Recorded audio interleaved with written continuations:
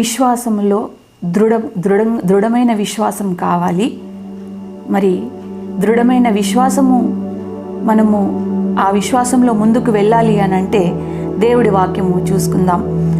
ఎఫెసీ పత్రిక 6వ అధ్యాయం 16వ వచనంలో విశ్వాసమును డాలు పట్టుకొనుడి దానితో మీరు దుష్టుని అగ్ని బాణములన్నిటినీ ఆర్పుటకు శక్తివంతులగుదురు. మరి దుష్టుడి దూరపరచాలి అంటే నీవు విశ్వాసం అనే డాలు పట్టుకోవాలి.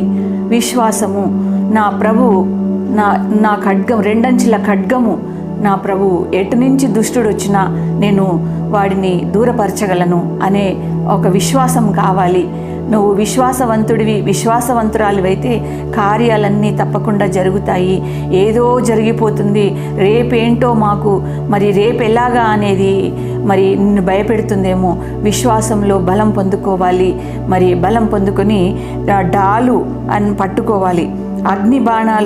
అగ్నిబాణం లాంటి మరి దుష్టుడి చూపులు నీ కుటుంబం మీద పడకుండా అగ్ని బాణము అవన్నీ కూడా నువ్వు దూరపరచాలి అంటే నువ్వు వాక్యం అనే ఖడ్గాన్ని గట్టిగా పట్టుకోవాలి. విశ్వాసము, దేవుడు నాకున్నాడు, నా కుటుంబం చుట్టూ ఉన్నాడు, నాకేమీ కాదు, ప్రార్థనలతో నా కుటుంబం చుట్టూ నేను కంచె వేసుకున్నాను, ఒకవేళ వచ్చినా నేను ఎదిరించగలను, దుష్టుడు నన్నేం చేయలేడు అనే శక్తివంతమైన సాధనము విశ్వాసము అనే డాలును పట్టుకోవాలి. దేవుడికి స్తోత్రము. వాక్యము బాగా చదవండి, ప్రార్థించండి, విశ్వాసంలో గొప్పగా బలపడండి, కార్యాలన్నీ జరుగుతాయి. దేవుడికి స్తోత్రం.